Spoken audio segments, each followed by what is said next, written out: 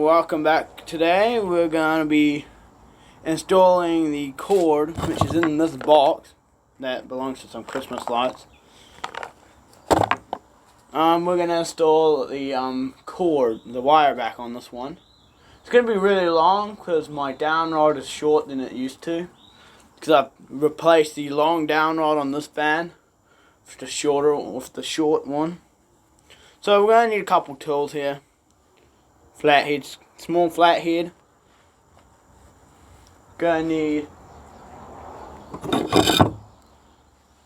that won't work, that's broken. Where is it? I'm gonna have to find something real quick. The dog just walked in the door. Gonna need these. A couple screwdrivers to take the blades off.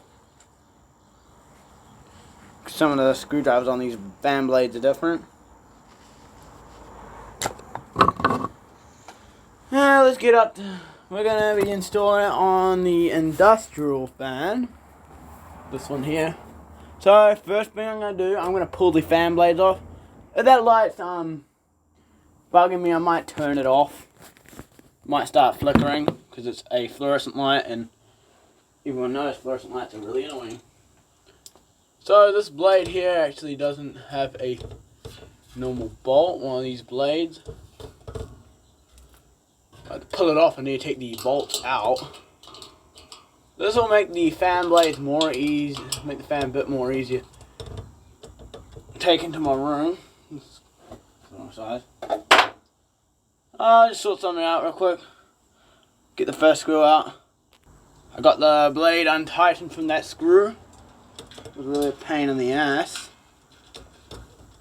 I'm gonna take the blades off because then it will make it a bit more easier to put the wire on without the blades hitting me while the fan's down. Make sure if you do have the fan, when you're taking the blades off a fan, that you turn it off at the electricity in case someone turns it on. It won't chop your head off, but it's actually physically impossible for this fan to chop your head off. These blades not that sharp, and the motor inside of here is not that strong. I'm going to pause the video, I'm going to get all these fan blades off, and I'll be back. I didn't pause it. Okay, so I got all the fan blades off. Here they are. Now we're going to take the canopy off the top. I'm going to grab the Phillips screwdriver for this one.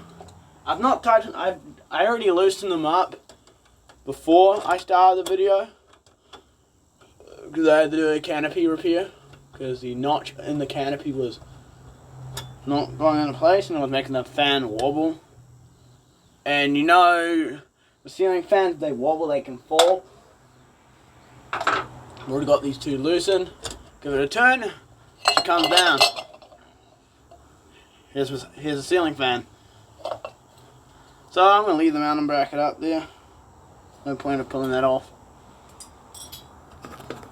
We're going to go back to the table. Jeez, the fan's heavy. It's good. It's got a big concrete. It's got a big steel weight inside the motor, like in this fan. I don't think you guys can see it. So let's disassemble the fan motor by taking off the downward ball and canopy. I'm going to put these up on the blades. That in there. The screw. Grab my Phillips screwdriver. Undo the cap. Industrial fans are a little bit more hard to get the cap off than most normal fans like in here. I'm gonna I undo it. Let's do this. Take it fully off. Now what I'm gonna do is I'm gonna remove the down rod so it makes it a bit more easier. You can leave the down rod on if you want. I'll be back when I get the down rod off.